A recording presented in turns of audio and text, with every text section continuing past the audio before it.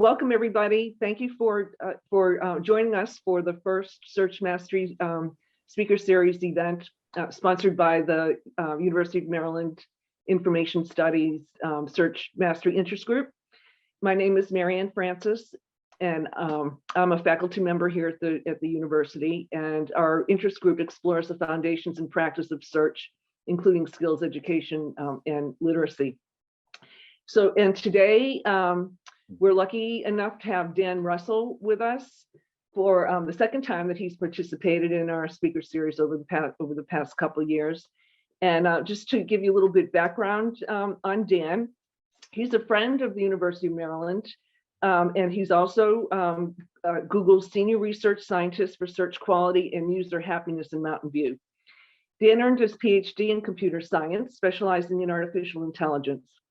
These days, he realizes that amplifying human intelligence is his real passion. His day job is understanding how people search for information and the ways they come to learn about the world through Google.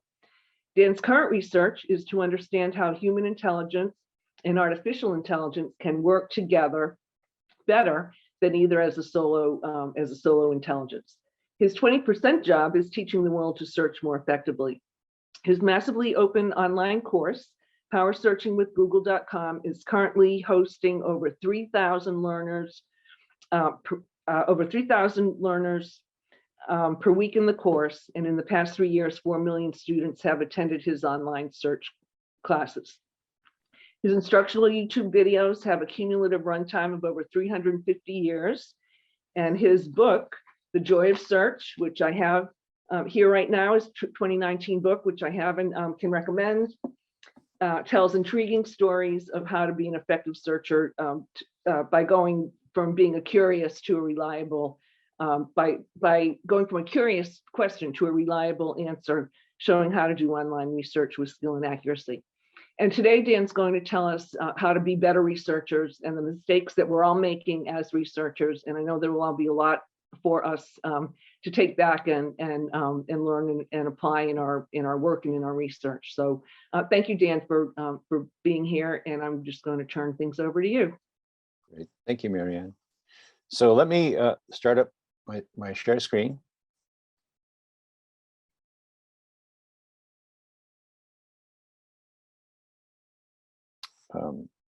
And you should now see a slide.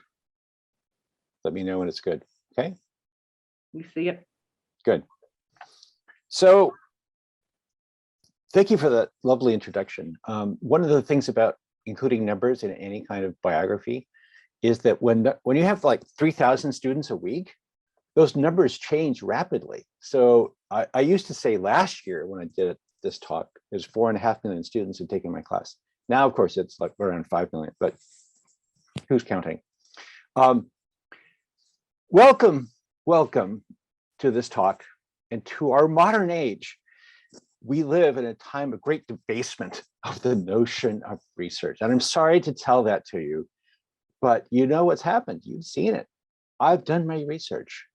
And then you see what the research actually is. And so I'm going to start this talk by giving you this lovely medieval woodcut. You've probably seen this before. It's an interesting question. Is it? Sorry, Dan, sorry to interrupt. I think you're displaying the full notes. Oh, do you okay. need to do that? No, of course not. Stop share.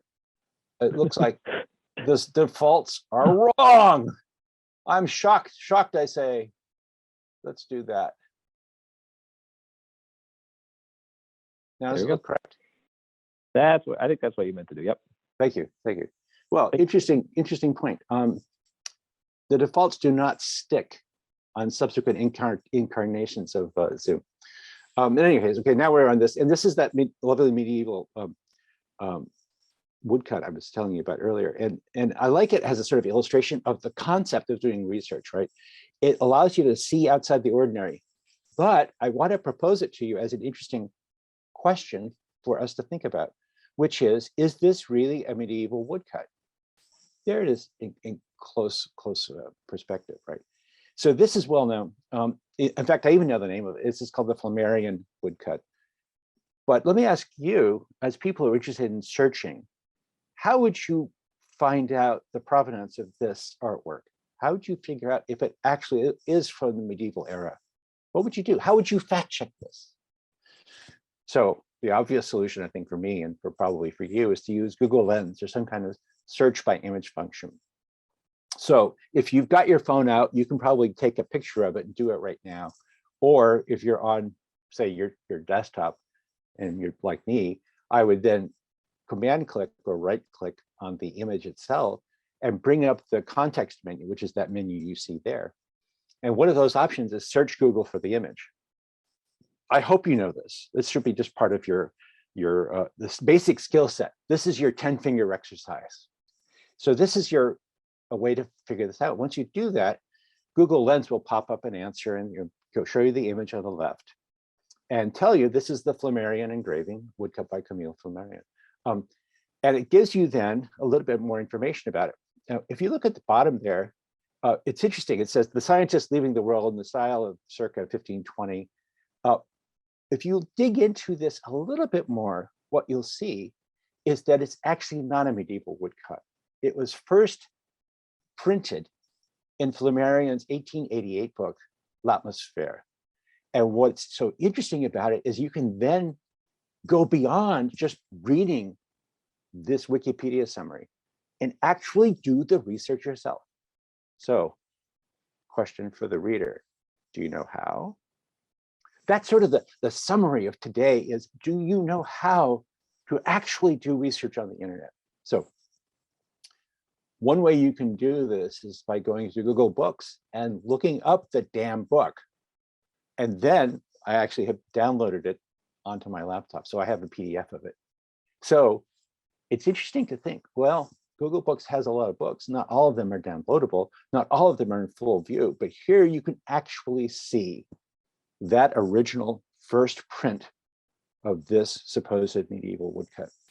So the question really now is it really medieval or not? Because I don't think Camille Flammarion actually did the woodcut himself. It's unclear where he got it. And I think art historians would say, well, you know, look at the border. The border doesn't match stylistically with the interior. So is this a pastiche? I will leave it to you to dig further into this, but this is the actual first appearance of it. And the point for us today is you can actually go and look at the original source. It's not hard. It's one of those things you need to know how to do.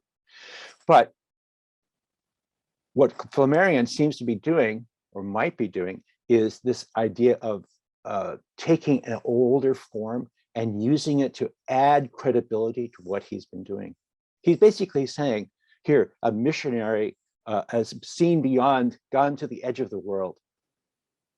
Is he doing basically propaganda to basically use this anachronistic quote, this visual quote, to lend credibility to his work? Who would do that? Well, here's the metadata if you're curious about it. You can actually go and get this in Google Books. And you can actually, like I said, download it and so on. Fascinating character, fascinating story. But I want to change our focus for just a second to what's been going on more generally in the internet research world. Because as you know, people say, I've done my research, blah, blah, blah, all this stuff. But as you probably know, not a lot of that research is really good. And why is that so? What's going on? So Flammarion aside, what we see now is more of what I would think of as the Dunning-Kruger effect. Now, the citation is there in the bottom right, which is actually a paper by Kruger and Dunning, but go figure, it switched the order somehow. The Dunning-Kruger effect, in short, is that people with limited knowledge in a particular domain overestimate their ability to function in that domain. And what that means is that if you look at the chart there, people estimate they have confidence in themselves, irrespective of their actual level of skill. So what this means is that people have low levels of skill, way overestimate their skill. What does this sound like to you? Well, it sounds like a Monday morning quarterback. You know, the guy sitting in the chair saying, oh, Tom Brady should have done this or whatever, right? without actually ever having played football, without ever having actually participated in any kind of deep analysis or interesting work in that area. So we see this all the time. And this happens because people who are unskilled in this domain have this burden of not knowing enough about the domain to know that they don't know anything about the domain.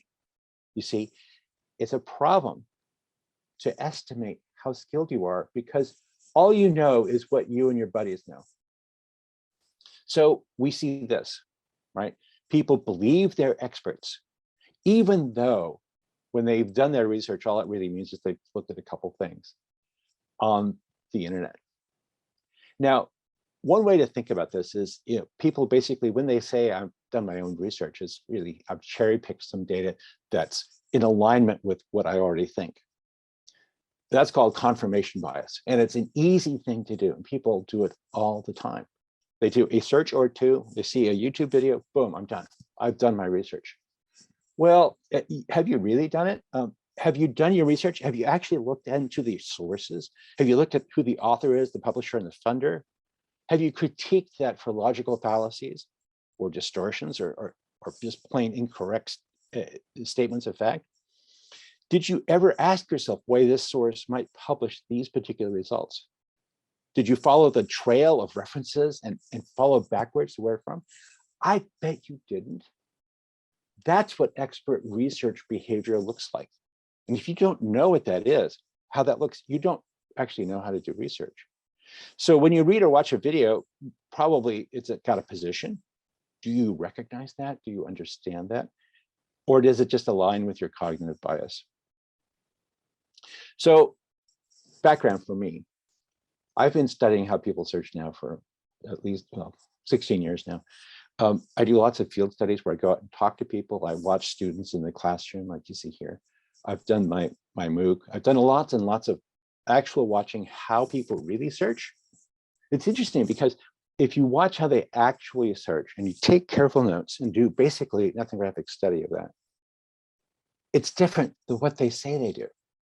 What they say they do versus what they actually do is fascinating difference. It's fascinating to see. So a lot of what I'm going to say today is based on this deep body of knowledge that I've acquired over the past few years. So I mentioned already what good research looks like. Let's scratch a little bit deeper into that. So good research has this sort of deep understanding of the domain. And you need to kind of be an expert in a domain to do good research in it. You need to think beyond just the surface evidence that you see. You need to be able to test different ideas, different hypotheses about it. It's going beyond titles. It's going beyond simple presentations of what you see on the interwebs, right? Basically, good research is what I think of as systematic analysis that considers multiple sources of evidence and weighs them against each other. That's not what you get in a single YouTube video. So let me give you some data. So I've done a bunch of studies and I'm going to present one here. How often do people search and how confident are they in their skills?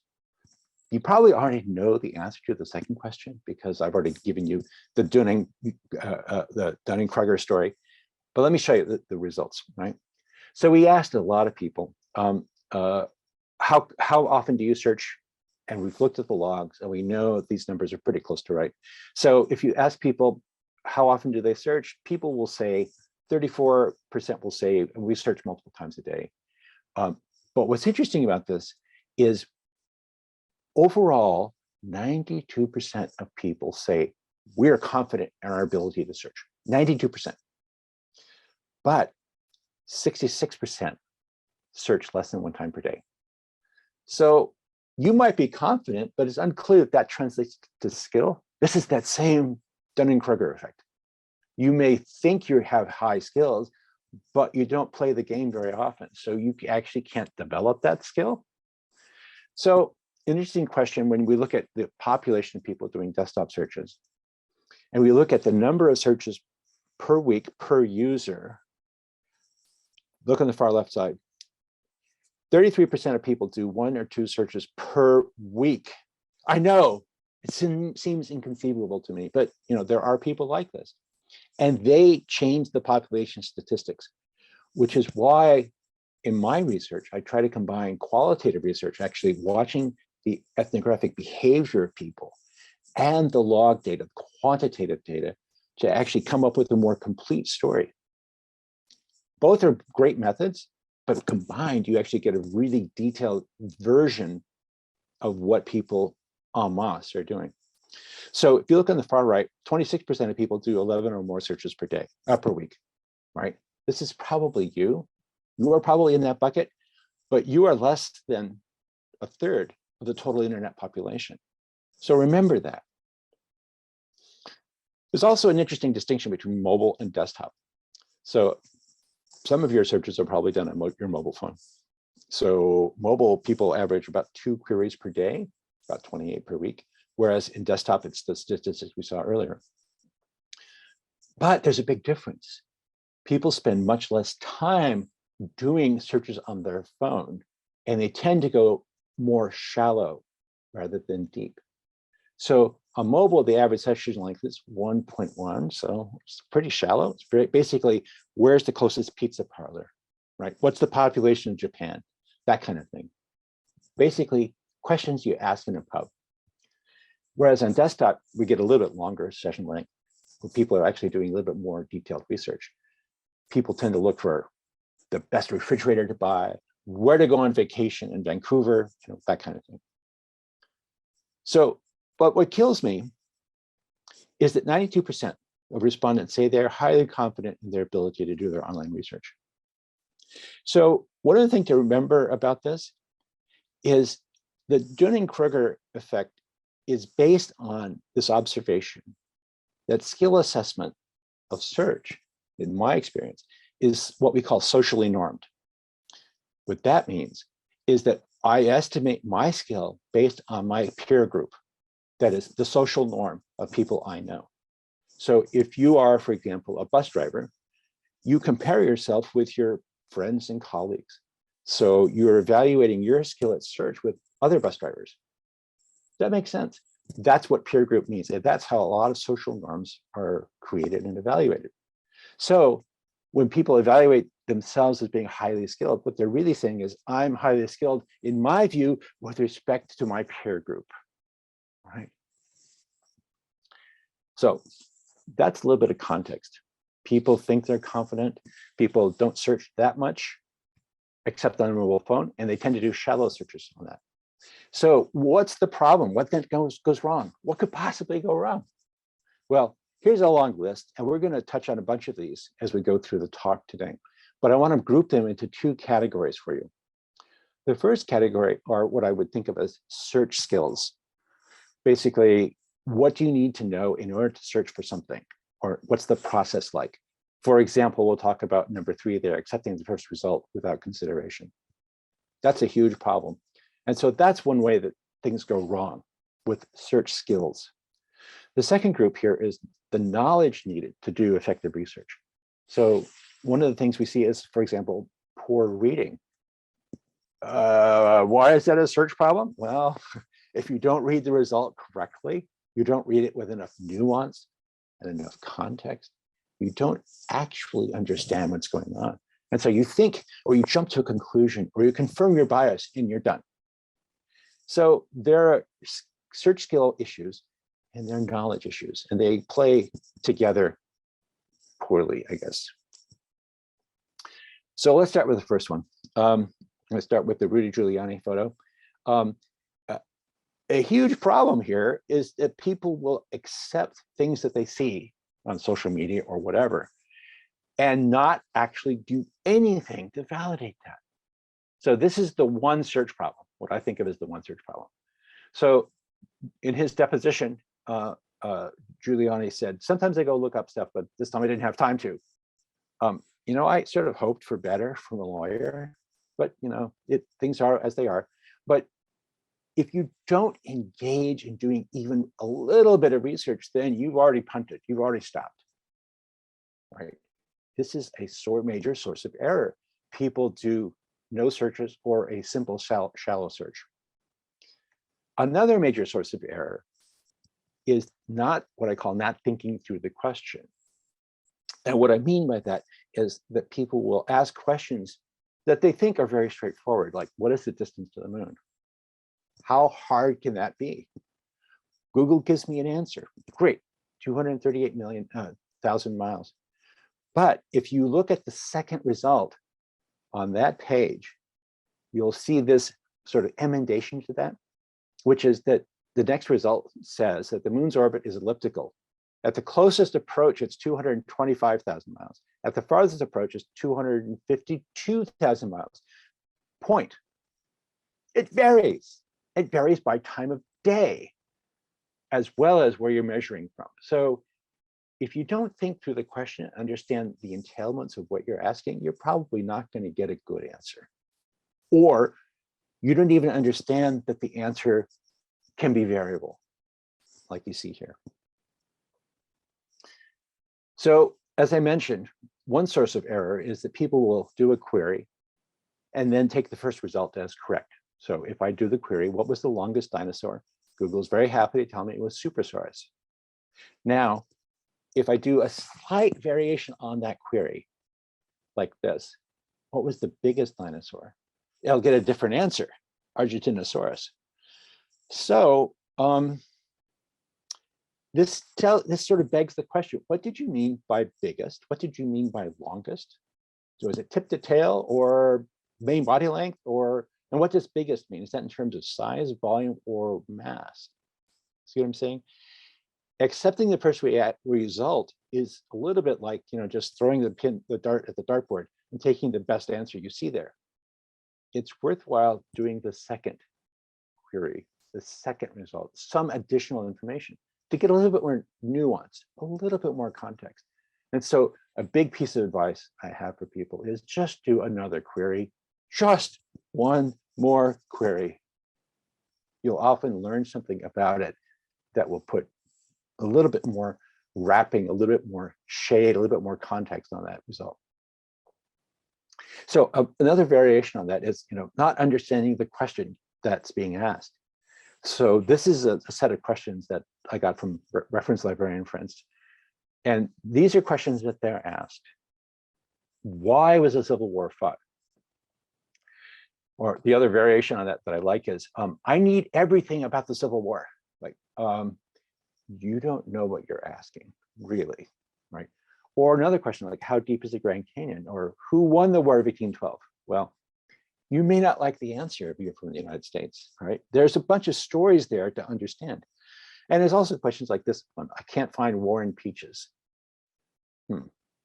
Well, to summarize Woody Allen, War and Peaches. Oh yeah, it's about Russia, right? But what I mean, here's an example of what I mean by not understanding the question being asked. If someone asks me, what is the elevation of Vernal Falls in Yosemite? Now, Vernal Falls, if you haven't seen it, looks like that. Glorious waterfall, pretty tall. But the question was, what is the elevation of Vernal Falls? So wait, let's think for a second. What do you mean by elevation? You can go to Google and ask that question, what's the elevation of Vernal Falls? And it will tell you it's 3,327 feet or 1,000 meters, basically. Wait, what does that mean? I could rewrite that question, ask what's the altitude of Vernal Falls? Oh, it's 33. Oh, okay, that's the altitude. Wait, is that the elevation? You see where I'm going with this? A common source of error is not understanding that the details of the question you're asking. So whoever's asking this question is unclear if they want the height, the elevation of the place. So we could go look at the Yosemite website and it says here, oh, the elevation of Vernal Falls is 5,000 feet, 1,500 meters. Oh, wait, what does that number mean? You see what I'm saying? There are multiple interpretations of those terms. So to find out the answer for myself, I went to what is probably the best resource here, which is the USGS topographic map of the area. And you can look at it. And if you actually go and count the lines there and figure it out, you know that the altitude there is around 4,800 feet. You see the big number there. And if you count the lines in between it, you can figure out it's just at 5,000 feet. And the height of the fall itself is not 1,000 feet, it's more like 300 feet.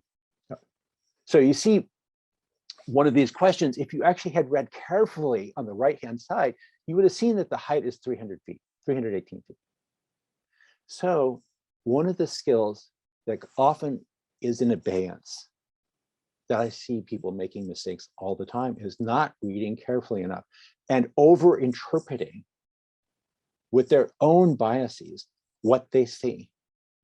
So it's a huge problem.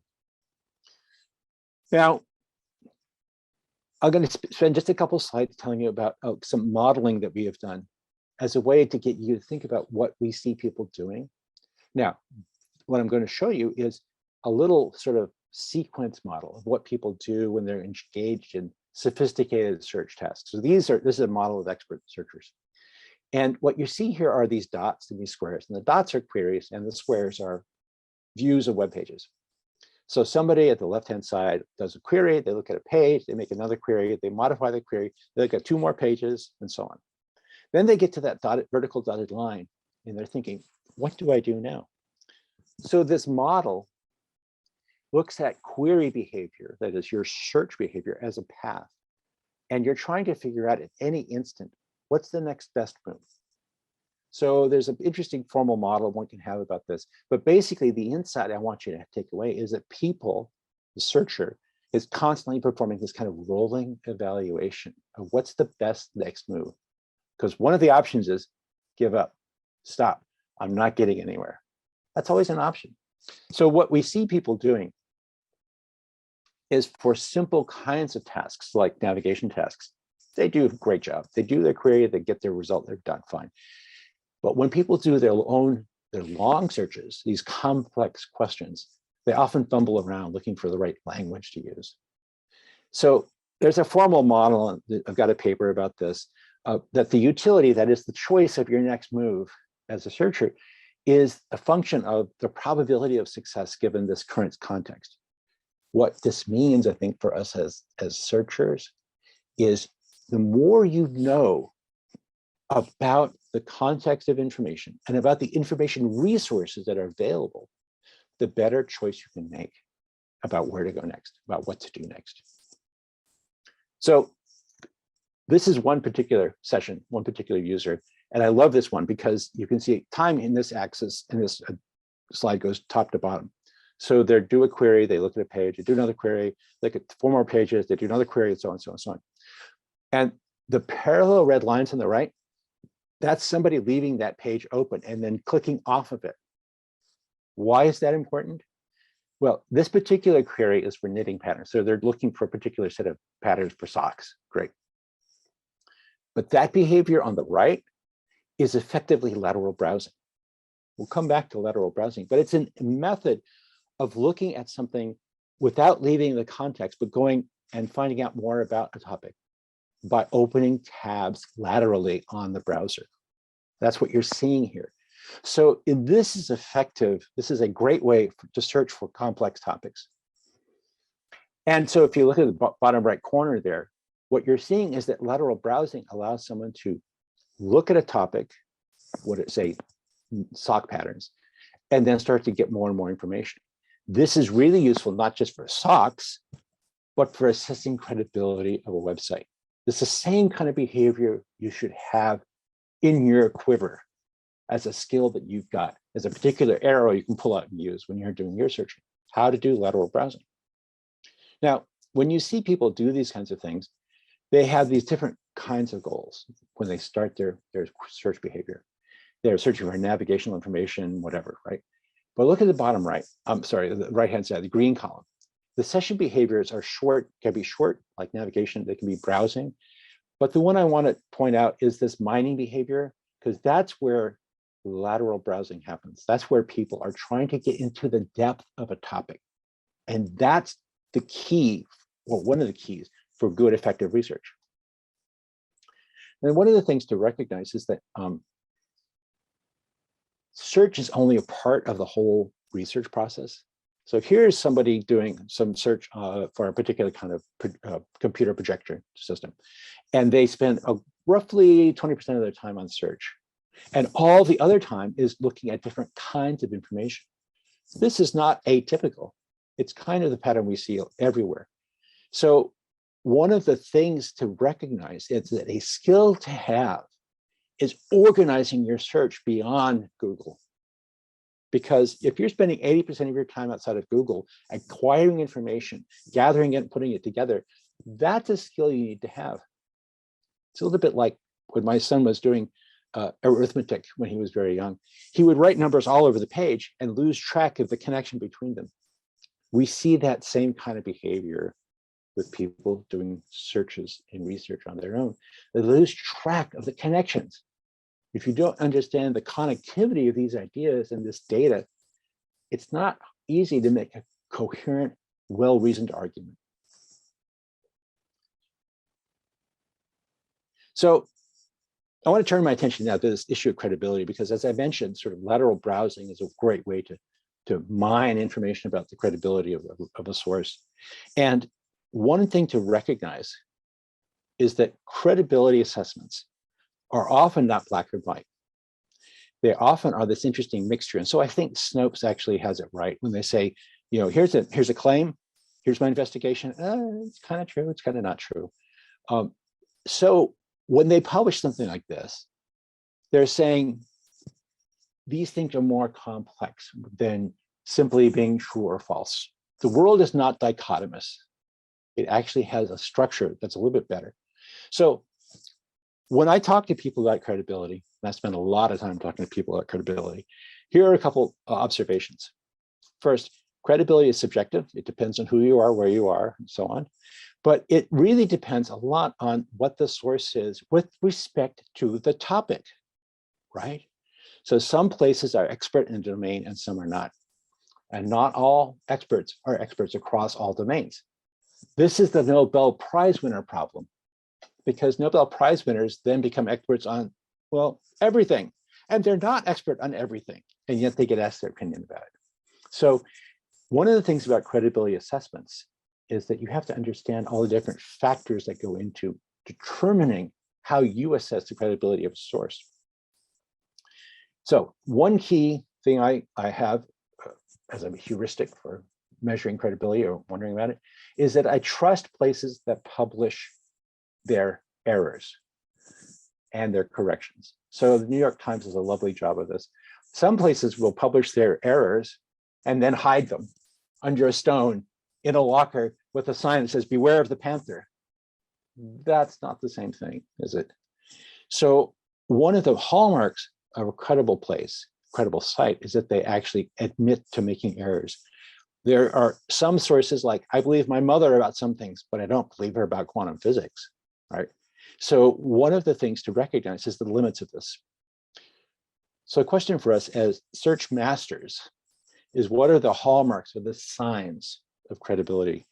And so there are a bunch of very common beliefs, you know, .com is more credible than .org, .net is more credible than .com, et cetera, right? But the world is more complicated than that. It used to be that .org was kind of sketchy, but now everything is sketchy. Everything is suspect. Here's an illustration of that. If you go to a domain network service provider and you want to say, I want to buy the domain name universityofmaryland.com, I can get that website. I can get that domain for $250. Universityofmaryland.net, only $15. Right? Here, my point is that you can buy a domain name and set up a great fake site that looks incredibly good for almost no money. This is the shift in the culture over the past, say, 30 years. All of a sudden, the cost of publication has dropped through the floor. Anybody can publish anything on anything and look good about it. So we used to rely on book publishers and magazine editors, all those people to take care because publication was expensive and hard and difficult. Now publication is infinite, free. So all of a sudden we get a world of junk, right? So we have to constantly assess this. And I make a distinction in my classes between credibility, authoritativeness, informativeness, and usefulness, because I know sites that are very credible, but they're not very useful. I know sites that are not credible at all, but they're incredibly useful, right? So each of these dimensions is separable It's not the same thing. So make sure when you're thinking about these things not to conflate credibility with, for example, authoritativeness. There are authoritative sites, very authoritative sites that are not credible. I'll let you think about what those are. It makes an interesting point now for us to think about, well, what's a credible source? Because, for example, I think of the Library of Congress as being the purveyor of credibility, right? When they publish something like this entry for a short video or a short movie, they have a bunch of information here, and they say that this was, I'm going to show you this little video, which was produced in 1899 about the Spanish-American War in Cuba. So what I'm going to show you is just a little clip of it. There's no sound because this is from the Library of, but this is in the metadata. It says this is a film of the Rough Riders in Cuba with some scouts over dead horses. Now, I hope this works over Zoom, but watch the horse that's lying down on the right. Watch it for a second. Watch it for a second. I hope this comes through, but that horse is moving. It's lifting its leg and it just kicked. I hope that came through. The point is that that's not a really credible source because the background is all wrong. That horse is not dead, it's alive. So there's a bunch of stuff. And if you dig more deeply into it, that was filmed in New Jersey. Those are the New Jersey pines in the background. Those are actors. That's not Cuba. That's not a dead horse. So what do you do if you're a Library of Congress? Well, you know, you do what you can. You go with the metadata you've got, with the metadata you wish you had. So every piece of that information of those videos and those films and so on is up for debate, up for further research. And I want to illustrate that with this scene here. So this is one of the cafes at Google where I work. And this one is in a building not far from where my office is. I haven't been there in a while, but you know, theoretically it's still there. And it's called the Pear Republic Cafe. And this is the sign at the entrance. And the reason that's interesting is it's a takeoff on the California state flag. So you probably know the California state flag looks like that. And you might even know that the story is that in 1846, a group of Americanos sort of led a revolt to take over California away from Mexico. And then they annexed it to the United States and so on. But in the cafe, there's a flag with the Pear Republic on it. So what's fascinating is that I'm going to show you a few shots here of the mural that covers one wall. It's 100 feet long. And it says that the story of the Golden State flag, the flag of California, is based on Captain Jedediah Bartlett, okay? And he was one of the leaders. In 1846, they arrest Comandante General Mariano Vallejo and blah, blah, blah. They tell this whole story. Now, Captain Bartlett, the story says, was a horticulturist. And in fact, he wanted the pear, his Bartlett pear, to be on the state flag. But he wrote instructions to the design of the state flag to his friend there, Mary Todd Lincoln's nephew, who misread the note and painted a bear instead of a pear. Okay, so he was told to do a pear, he drew a bear, and that's how he got the state flag. Oops. So the point is, this long mural is making the argument that the state flag of California is a blunder, it's a blooper, it's a mistake. It's supposed to be a pear. So, question, that's a 100-foot long statement. Is it true? What do you think? That's the argument. That's the Pear Republic flag. And the story of this poster is that's what was supposed to be drawn. But instead we got this. Now, if you're from California like I am, I grew up understanding this is a state flag. But is it true? So I saw this not long after it was painted. I went into the cafe. Over the next several weeks, I interviewed a whole bunch of Googlers, 100 of them actually. And I asked them, is that story true? 60% of Googlers believed the pear story. Okay, 27% said, oh, I'm not really sure. And 13% of them, being Googlers, did a search to verify the story. Yay, us, right? 2/3 of them got it wrong. That is, the people who took the 2 minutes to do the search got the story wrong.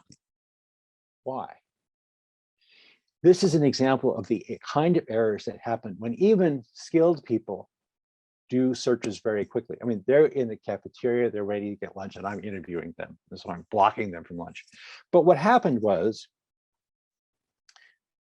they went to Snopes, right? The query was Pear Flag Republic.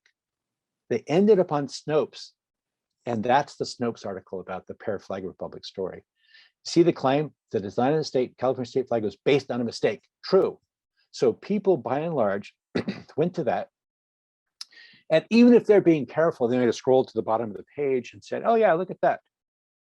That looks like the Pear Flag Republic, right? So, blah, blah, blah. You could see where this is going, right? What went wrong? Well, let me tell you up front, that's not true, right? I have it on good authority, that's not true. But 2/3 of those Googlers who did the search got that answer wrong. What happened? I'll tell you what happened. They went to this page and they scrolled through the whole Snopes thing, and they did not click. They did not click on that last thing at the very bottom where it says additional information. If they would have clicked on that link, they would have been taken to this page about false authority. See, Snopes has been running this series called Lost Legends, which is all about, interesting stories that never quite happened. And so this is a result of not reading carefully, a result of false authority syndrome. Because it was in Snopes, you accept that it's true. You don't dig too far into it. But Snopes was purposefully tweaking our noses about authority, saying in effect, how do you know Snopes is true? So XKCD, Randall Munroe, that brilliant mastermind, put up this cartoon not long after and pointed out who fact checks fact checkers. So there are skills one can have that help to understand what you can do, because an essential component of your search skill is knowing what's possible. So what can you ask? Can you ask about this? Probably not. There's no Unicode representation for Mayan glyphs. But you can ask for data sets. Did you know that? As a search master, one of the things you should know about is the capabilities of what your search engine can do. Google supports something called dataset search, and you can search for the coronavirus, COVID-19 datasets, and do your own research from the original data. People who are retweeting things or copying things from social media, they're just interesting and vague. This is probably not where they're going to go, but you can.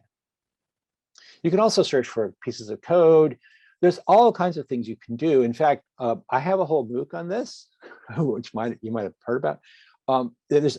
We could talk for days and days and days about this.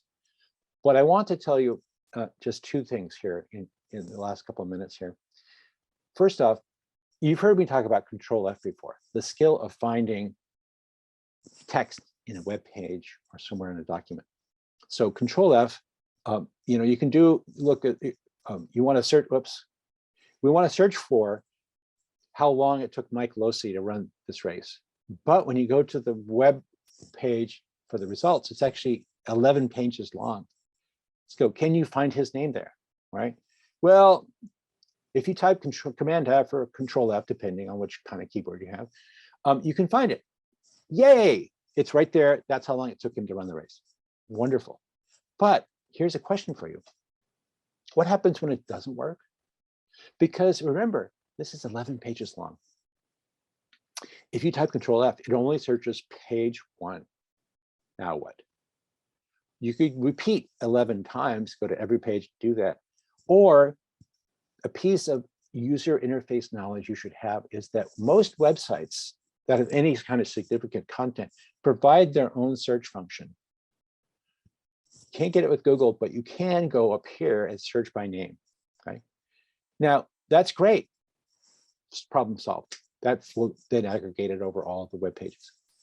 But there are more interesting questions here with Control F, because I hate to break it to you, but Control F doesn't always work the way you think it works. So if you do this query, I'm searching for Angela Davis within 5 words of Gavin Newsom. So I'm going to basically search all the web for that. I end up on this page. And if I do Control F, you see up here, it says Davis. There are no results. What went wrong? I assure you, Angela Davis appeared within 5 words of Gavin Newsom on this page. Why can't I find it? If it's on the page, why didn't Control F find it? And the answer is, it's buried under the more, okay? Let me go back one. You see the more there, where in the lower third of the right-hand panel says UC subcontracted ... more. When you click on that, it will actually open up a hidden panel, and Angela Davis is in that hidden panel. So it actually has worked. So I will tell you, Control F works. But web designers might choose to hide information from you, and you have to actually then go and stepping on mines and trying to find where it's actually hidden. So I want to leave you on this thing with a couple of text search tips. First off, when you're searching for text, try not to use the longest version of the name. So LOSA is, don't search for Michael, like, or is it Mike or M dot? Those will all be different. Try to use also the most common spelling for your language group. So here are 4 different versions of the name of that city in southern Germany. And if you're searching for people's names that have diacritical marks, like Oslag versus Oslag, lower right corner, try to use those when you can, if you know them. If you don't know them, just leave them off and Google will try to fill in. Okay, so I'm going to jump forward a little bit here in the interest of time, because many of you have heard this Control F story before.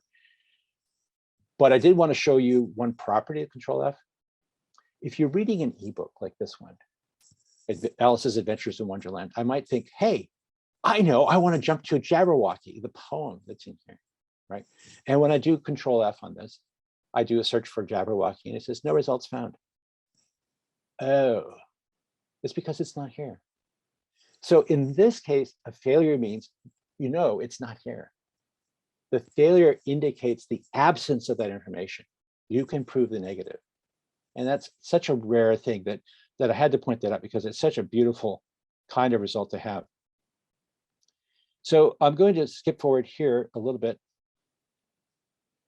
to another fundamental skill that we need to be able to start to develop in ourselves, which is telling CGI apart from reality. And we could teach a whole class on that. But if you look at these images and say, which one of these are computer generated and which are real, just pick one and decide which of those. Is it real or is it fake? There's the answer. The green ones are tagged are computer generated. My point is that our ability to generate fake images, including of people, like in this case, Grand Moff Tarkin played by Peter Cushing, which is real and which is fake, which is CGI. Well, I happen to know, but I also tell you that he passed away in 1994, and Rogue One, the picture, the movie, was made in 2016. So how do we know? We know in this case because I have some extra knowledge about the world. This knowledge of the world, I happen to know that Peter Cushing went into the insubstantial realm in 1994. So anything after that was probably CGI. And you probably know as well as I do that there are entirely new horizons in creating fake content.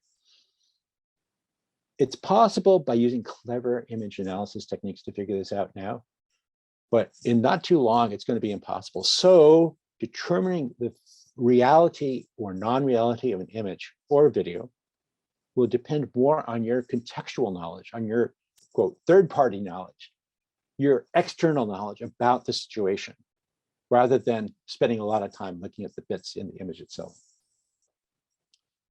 So what do we do? What do we do? One thing I think search mastery has to be about is inculcating this kind of stance about knowledge in the world. And so one of the things I keep telling people to do is be curious and do one more search. So easy example. I asked a lot of people, you've probably read this book, 20,000 Leagues Under the Sea. What's it about? And they will give you an answer. But they don't know what the title refers to. It actually means a league, which is a distance. And people think, oh, it's the depth of the submarine when underwater. Like, well, wait a second. 20,000 leagues is 111,000 kilometers. What's the diameter of the Earth? It's 12,000. Oops, you got a problem. So you didn't understand, but I want you to be curious. I want you to search for these kinds of pieces of information because it's not really hard. So one thing we all need to understand are the role of different sources of information, like spoof sites, like this one, the dihydrogen monoxide site, which fooled a lot of people. Or this one from a designer who put up this website, which looks great, fabulous, but it advertises male pregnancy treatments. You need that third piece of knowledge, that critical stance. Otherwise, you will not understand about fake news and how to evaluate these kinds of stories critically. So in this case, it's pretty straightforward to do that kind of analysis and figure it out, that this is actually fake news for the purpose of trying to make a few bucks. So let me skip forward here. One of the things to also understand as a search master is that it's very difficult to override your immediate response to something. So when you do a search for, say, dinosaur, you might very well end up on this Wikipedia page. Fine. You might also end up on this Conservapedia page, which has a very different stance. Now, how do you understand this? Well, one way to get deeper into this is to look at the talk page for each of these. So the talk page is where all the editors get together to talk about something. In this case, they're talking about the evolution of dinosaurs. This is from the Wikipedia page. The Conservapedia page is very different. It's talking about how dinosaurs were created. So this is a creationist site, but it's very difficult to tell unless you get into this discussion. All wiki-like things have discussions that you can then go and look at and assess. So this ability to dig more deeply is part of understanding what's going on in the culture and in the language. So I want to show you one kind of interesting fake here. I want you to just watch this for a second.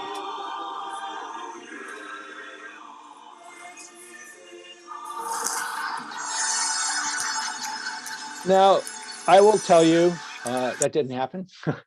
It seems straightforward, but the emotional response people have to items that they see, pictures that they see, videos that they share, is an important part of determining their ability to believe in something or not. So we've been recently working with some folks at the University of Cambridge and at Bristol, and we've been working on something called pre-bunking.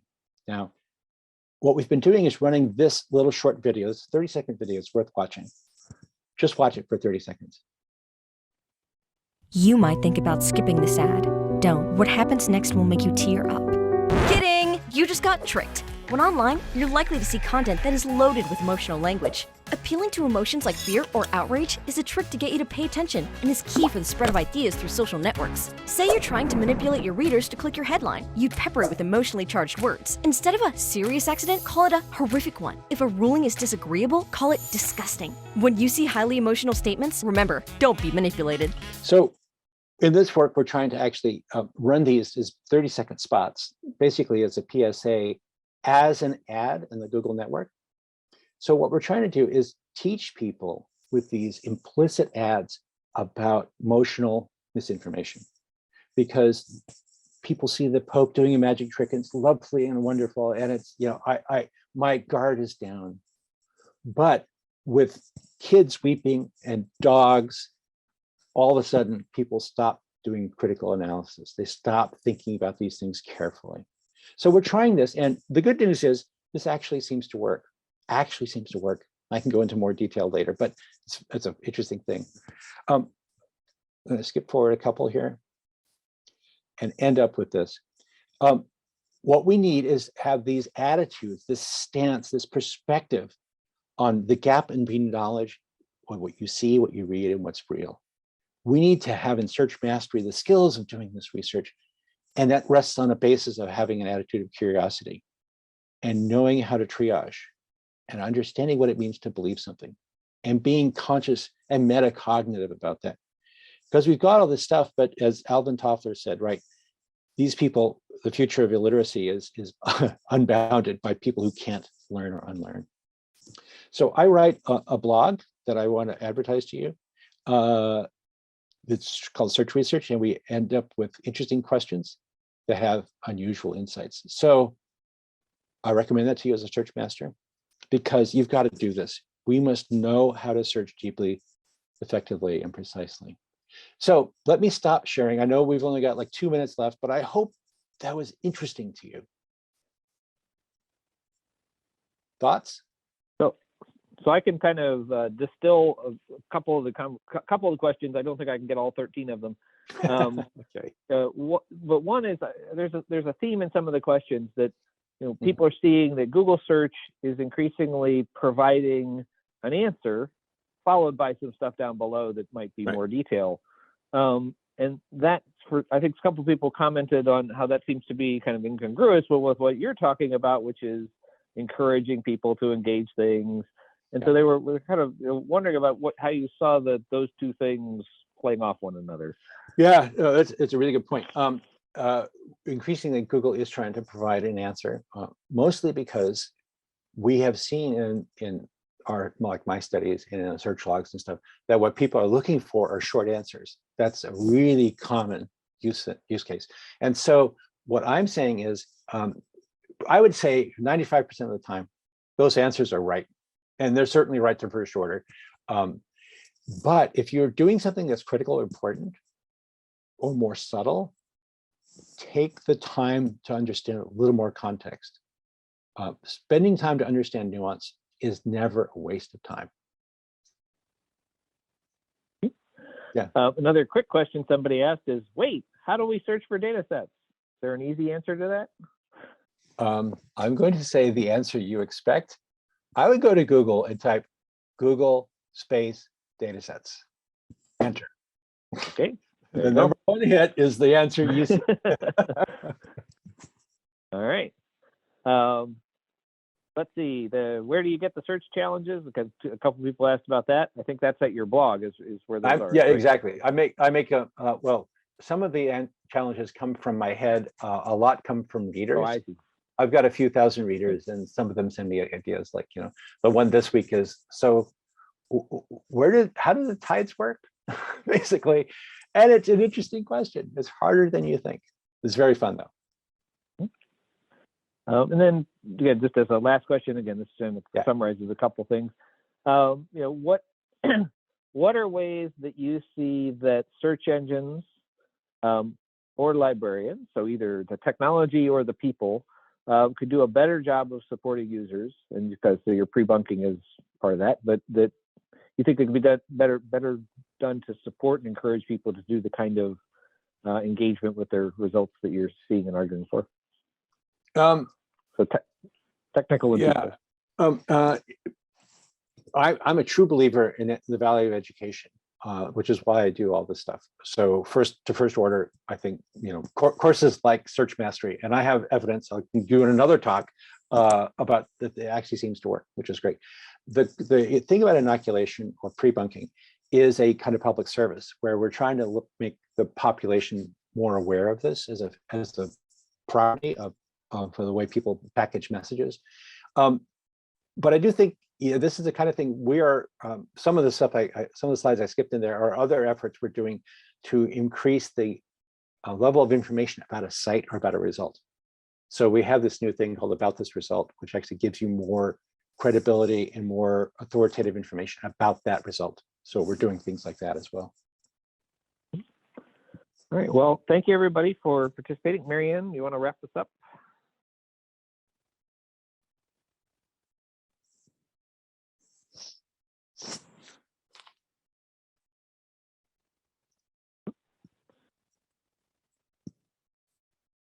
I don't know if Marianne's Bet she's saying muted. anything. Oh. Sorry, I was muted. There you go. And I will put my video Thank you. on too. Yeah. All right. So let's see there we go.